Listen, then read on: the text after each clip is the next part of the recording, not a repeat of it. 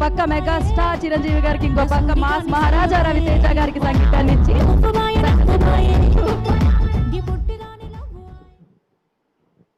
అందరికీ నమస్కారం. మీ అందరికీ మనస్ఫూర్తిగా శిరస్సు వంచి పాదాభివందనం చేస్తూ ధన్యవాదాలు చెప్పుకునే సమయం ఇది. ఎప్పుడో మొదలుపెట్టిన ప్రయాణానికి ఇక్కడి దాకా రావడానికి మీరందరూ తోడున్నారు. నాకు తెలుసు చాలామంది మీడియా మిత్రులు బీమ్స్ ఇక్కడ ఉంటే బాగుంటుందని కోరుకున్నారు. చాలామంది మీ అందరికీ ప్రత్యేకంగా నమస్కారం, ప్రత్యేక ధన్యవాదాలు. చాలామందికి ఒక రిక్వెస్ట్ చేయాలనుకుంటున్నా ఈ వేదిక నుంచి. సినిమా పరిశ్రమలో ఉన్న చాలామందికి అవకాశాలు లేక, సినిమా పరిశ్రమలో చాలామందికి సరైన భోజన వసతి కూడా లేక తిరుగుతూ ఉంటారు, ఇబ్బంది పడుతూ ఉంటారు, అవకాశాలు పొందాలని ప్రయత్నిస్తూ ఉంటారు, పేరు పొందాలని, పైకి రావాలని, జీవితంలో వెలుగు పొందాలని, అందరికంటే ముందుండాలని అందరూ తాపత్రయపడతారు. వాళ్ళందరి జీవితాలు వెలుగు నింపుతున్న నిర్మాతలని, వాళ్ళందరి జీవితాలు వెలుగునిచ్చే ప్రయత్నంలో వాళ్ళందరినీ కనుక్కుంటున్న ప్రతి దర్శకుడిని మనం గౌరవిద్దాం. ఎందుకంటే చాలామంది కడుపు నిండుతుందంటే ఒక నిర్మాత బాగుంటే నిండుతుంది. చాలామందికి అవకాశాలు దొరుకుతున్నాయంటే ఒక దర్శకుడు బాగుంటేనే దొరుకుతాయి. అలాగే అవకాశాలు వెతుక్కుంటూ వచ్చిన నేను అవకాశాలు పొంది ఇక్కడ ఉన్నానంటే ఇలాంటి ప్రొడ్యూసర్స్ మమ్మల్ని నమ్మి, ఇలాంటి దర్శకులు మమ్మల్ని నమ్మి అవకాశాలు ఇవ్వడం వల్ల ఇది సాధ్యమైందనే విషయాన్ని మనం మర్చిపోవద్దు. ఒక నిర్మాత నిలబడి ఉంటేనే మాలాంటి వాళ్ళందరికీ నిలబడతారు. కానీ ఇవాళ బయట చూస్తుంటే ఒక నిర్మాత సినిమా తీయాలంటే భయపడే పరిస్థితి వచ్చేసింది. ఒక దర్శకుడు ఏం ఆలోచిస్తే ఏం తీయాలో అనే ఒక కన్ఫ్యూజన్ స్టేటస్ వచ్చేసింది. అలాంటి స్థితిని కల్పిస్తున్న వ్యక్తులందరికీ, మిత్రులందరికీ ఒక విషయం చెప్పాలనుకుంటున్నా. మీరందరూ సహకరించకపోతే ఎన్నో వేల మంది కడుపులు కొట్టిన వాళ్ళు అవుతారు. మీరందరూ సహాయం చేయకపోతే, మీరందరూ దీనికి ప్రోత్సాహం ఇవ్వకపోతే ఎన్నో వేల మంది ఆశల్ని ఆవిరి చేసిన వాళ్ళు అవుతారు. విమర్శ ఉండొచ్చు, మీ నుంచి విమర్శ ఉండొచ్చు, మీ నుంచి మాకు ఒక సద్విమర్శ ఉంటే సంతోషిస్తాం. ఒక ప్రాజెక్టు మొదలవ్వడానికి, ఒక కథ సినిమా సెట్ ఎక్కడానికి, ఒక పాట బయటికి రావడానికి, అది హిట్ అవ్వడానికి ఎన్ని రాత్రులు, ఎన్ని పగళ్ళు, ఎన్ని సంవత్సరాలు, దాని వెనకాల ఎంత బరువు, ఎంత ఇబ్బంది ఉంటుందో మోసిన నాకు తెలుసు. కాబట్టి ఆ కష్టాన్ని భరించిన వాడిగా నాకు తెలుసు. కాబట్టి నవమాసాలు మోసి బిడ్డనకనే ఒక తల్లికి ఆ పురిటి నొప్పి ఎందుకు తెలుసు. కాబట్టి ఆ నొప్పి భరించిన వాడిగా మీ అందరికీ నేను రిక్వెస్ట్ మాత్రమే చేస్తున్నాను తప్ప నేను ఎవరిని విమర్శించాలనో, ఎవరికో ఏదో సలహా ఇవ్వాలని నేను చెప్పట్లేదు. ఇవాళ మనందరం ఇక్కడ కూర్చున్నాం. ఇవాళ 5 వేళ్ళు ఇలా కడుపులో ఇలా నోట్లో వెళ్తున్నాయంటే దానికి కారణం ఒక నిర్మాత, ఒక దర్శకుడు, ఒక హీరో. వీళ్ళందరూ బాగుంటేనే మనం బాగుంటామని ఒక మాట గుర్తు పెట్టుకోండి ప్లీజ్.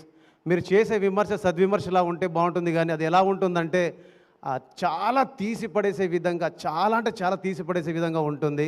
అది సరైన పద్ధతి కాదని నాకు అనిపించింది. మీరందరూ ఒకసారి దాన్ని క్రాస్ చెక్ చేసుకోవాలని మనస్ఫూర్తిగా కోరుకుంటున్నాను. ఎవరి మనసుని నొప్పించి ఉంటే ప్రేమతోనే దాన్ని క్షమించండి తప్ప దీన్ని కూడా విమర్శలా తీసుకోవద్దని నేను రిక్వెస్ట్ చేస్తున్నాను.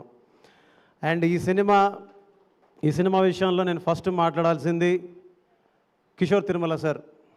నాకు తిరుపతి వెళ్ళే అవకాశం లేకుండానే ఆయనే వచ్చేసారు తిరుపతి నుంచి. నేనేదో సరదాగా చెప్పట్లేదు. డే 1 నుంచి ఆయన ప్రతి విషయంలో, పాట విషయంలో, మ్యూజిక్ విషయంలో, సీన్ విషయంలో, ఎక్కడ ఏం కావాలో, నిజం చెప్పాలంటే నేను చేశాను ఈ సినిమాకి సంగీతం అనే దానికంటే కూడా నా వేలు పట్టుకుని ఆయన దిద్దించారు. ప్రతి సీన్కి, ప్రతి పాటకి, ప్రతి పదానికి నేను గర్వంగా చెప్పగలను. బికాజ్ అంత క్లారిటీ ఉన్న డైరెక్టర్. ఇన్నాళ్ళు ఎందుకు కలిసి పని చేయలేకపోయాను రా, ఎందుకు మిస్ అయ్యాను, ఎక్కడ మిస్ అయ్యాను అనుకునేవాడిని. బట్ ఈరోజు కలిసి పనిచేసి సంక్రాంతికి ఒక బ్లాక్ బస్టర్ని ఆయనతో కలిసి నేను పొందగలిగాను. Thank you so much sir. మీ ఎవరికి తెలియదు ఆయన హెల్త్ ఇష్యూస్ ఎంత ఇబ్బంది పడ్డారంటే, చాలా జ్వరం వచ్చిన, మీరు చూసారో లేదో డ్యాన్స్ వేశారని, ఆయన డ్యాన్స్ చేస్తే వైరల్ అయిందని మీరు అందరూ అనుకుంటున్నారు. కానీ ఆయనకు వైరల్ ఫీవర్ ఉండే అప్పుడు. సో అక్కడ అంటే ఎలాంటి సిచ్యువేషన్ ఉంటుందంటే మాట్లాడడానికి కానీ, ఎవరి గురించి చెప్పడానికి కానీ ఇబ్బంది పడే సందర్భంలో కూడా వచ్చి సినిమా కోసం నిలబడి ఈ సినిమా ఆడాలి, నిలబడాలి, ముందుకెళ్ళాలి అని ఆయన పడ్డ తాపత్రయం ఉంది చూడు, ఆ తాపత్రయం ఈరోజు గెలుపుకు కారణం నేను బలంగా నమ్ముతున్నాను. రెండో విషయం, మొదటి వ్యక్తి కిషోర్ తిరుమల సార్ అయితే, మొట్టమొదటి వ్యక్తి మా సుధాకర్ సార్. ప్రతిరోజు వచ్చేవారు, వచ్చి ఆయనకు నచ్చింది ఏంటిది, ఎక్కడ మార్చాలి, ఏం మార్చాలి, ప్రతిదీ దగ్గరుండి కూర్చొని ఇలా ఉంటే బాగుంటుందని నాకు సలహాలు సూచనలు చేస్తూ ప్రతి విషయంలోనూ ఒక సహాయాన్ని సహకారాన్ని అందిస్తూ ఒక ముందుండి నడిపించినటువంటి వ్యక్తి Sudhakar sir. Sir first time మీ బ్యానర్లో చేశాను, మళ్ళీ చేయాలనుకుంటున్నాను. మీకు అవకాశం ఉన్నప్పుడు నాకు చెప్పండి, నాకు అవకాశం వచ్చిందని తీసుకుంటాను. Thank you so much. And మా మ్యూజిక్ టీంలో వస్తే చెప్పుకోవడానికి ఫస్ట్ చెప్పాల్సిన వ్యక్తి స్వాతిరెడ్డి గారు. అమ్మ మీకు మనస్ఫూర్తిగా నా థ్యాంక్స్. మీరు యూకేలో ఉంటారు, లండన్లో ఉంటారు, మీరు చాలా బిజీ ఉంటారు బిజినెస్లో. బట్ నేను అడగగానే మీకు ఎప్పుడో నేను చేసి ఇచ్చిన పాటని నేను అడగగానే మీరు ఈ సినిమా కోసం రవితేజ సార్ కోసం నేను ఇచ్చేస్తానండి అని చెప్పేసి వాళ్ళు వీడియో మొత్తం షూట్ చేసి కూడా, ఒకసారి రండమ్మ, వాళ్ళు వీడియో మొత్తం షూట్ చేసి కూడా ఆ వీడియోని మొత్తం ఆపేసి నేను ఈ సినిమాకు బాగుంటుందని చెప్పేసి మేము అడగగానే మాకు ఈ పాట ఇచ్చారు. ఆ పాట ఈరోజు మీ వల్ల మీరు పాడటం వల్ల చాలా పెద్ద హిట్ అయింది. అలాంటి హిట్ పాటను పాడినందుకు మాకు ఇచ్చినందుకు మీకు స్పెషల్ థ్యాంక్స్ అమ్మ. అండ్ ఈ సినిమాలో పాట రాసిన దేవ్ పవార్, నీకు మంచి భవిష్యత్తు ఉండాలని కోరుకుంటున్నా. సురేష్ గంగుల అండ్ మా Raghuram alias RR Dhruvan, thank you so much. And Bhanu sir, మన కాంబినేషన్ అని కాదు, మన కష్టం, మనం చూపించే ప్రేమ, మనం చూపించే ప్యాషన్ ఉంటుంది కదా, సో దానికి మనం మళ్ళీ కలిసి పనిచేయాలని కోరుకుంటున్నాను. ఇక ఫైనల్గా ఒక వర్డ్ చెప్పాలి. ఫైనల్ కాదు, నేను డింపుల్ హైతి గారి గురించి, ఆషికా గారి గురించి చెప్పాలి.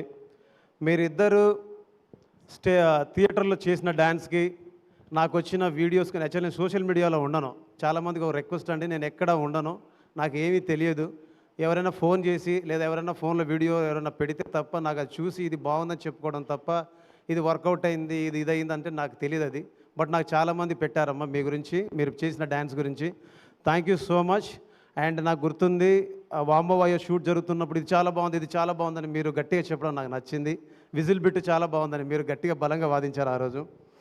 అండ్ మన హీరో నా దేవుడి గురించి ఒక మాట చెప్పాలి. నువ్వు మాట్లాడకు భీమ్స్, నువ్వు మాట్లాడవద్దు, నీ పని మాట్లాడాలి, నీ పనితోనే నువ్వు మాట్లాడాలని చెప్పేవారు ఎప్పుడు. అందుకే ఎక్కడికి వెళ్ళినా అందరూ అంటారు, నువ్వు ఎందుకు మౌనంగా ఉంటావు, ఎందుకు నిశ్శబ్దంగా ఉంటావు అని. ఆయన చెప్పిన మాటని తూచా తప్పకుండా పాటిస్తాను కాబట్టి నేను నిశ్శబ్దంగా ఉంటాను, సంగీతంతో శబ్దం చేస్తాను. అదే మీ ముందుకు వచ్చి మాట్లాడేటువంటి ఒక గొప్ప అవకాశాన్ని నాకు ఇచ్చింది అని నేను నమ్ముతున్నాను. అండ్ ఈ సంక్రాంతి లైఫ్లో ఒక స్పెషల్గా ఉండబోతుంది. బికాస్ నిన్ననే ఇదే వేదిక మీద మనశంకర వరప్రసాద్ సక్సెస్ మీట్ అయింది, థ్యాంక్స్ మీట్ అయింది. ఇదే వేదిక మీద ఈరోజు భర్త మహాశైలకు విజ్ఞప్తి సక్సెస్ మీట్ అవుతుంది. ఇంతకంటే ఒక జీవితానికి ఏం కావాలి, ఇంతకంటే ఒక సంగీత దర్శకుడికి ఏం రావాలి, ఇంతకంటే గొప్ప సంపాదన ఏం కావాలనిపిస్తుంది. తెలుగు ప్రేక్షకులందరికీ ఇప్పుడు అనిపిస్తుంది, చెప్పాలనిపిస్తుంది. మీకు నేనేం చేశానో, ఏం పాటలు చేశానో, మీకు ఎంత మెప్పించానో, మిమ్మల్ని ఎంత ఎగిరించానో నాకు తెలియదు, కానీ మీరు చూపిస్తున్న ప్రేమకు మాత్రం ఇంత దూరం ప్రయాణం చేయడానికి, ఇంత దూరం రావడానికి, ఇంత గొప్పగా మీ ముందు నిలబడి మాట్లాడడానికి మీరు ఇచ్చినటువంటి సహకారాన్ని చూస్తుంటే అనిపిస్తుంది ప్రతి ఇంట్లో ఒక్కసారైనా పుట్టాలనిపిస్తుంది. కానీ ప్రతి ఇంట్లో ఒక పాటలా పుట్టి ఉన్నాను, కానీ ప్రతి ఇంట్లో ఒక్కసారైనా వచ్చి కలవాలనిపిస్తుంది. ప్రతి ఇంట్లో ఒక పదంలా మీతో కలిసి ఉన్నాను. మిమ్మల్ని నన్ను మీ కుటుంబ సభ్యుని చేసుకున్నందుకు, నన్ను మీ ఇంట్లో మనిషిగా ఉంచుకున్నందుకు, మీ ఇంట్లో మనిషి ఇక్కడ నిలబడి మాట్లాడుతున్నాడని మీరు గర్వంగా చెప్పుకుంటున్నందుకు, మీ బిడ్డనైనందుకు, మీ మనిషినైనందుకు మీ అందరికీ ఈ వేదిక నుంచి శిరస్సు వంచి పాదాభివందనం చేస్తున్నాను. జై హింద్. మీ ట్యూన్ ఎలా అయితే ఒక ఫ్లో లాగా అలా ప్రవహిస్తూ ఉంటుందో, మీ స్పీచ్ కూడా అలానే ఉంటుంది, అద్భుతంగా ఉంటుంది ఆల్వేస్. సో మీరు స్టేజ్ మీద ఉండాలి, ఎందుకంటే ఒక పాట మాకు వినిపించాలి.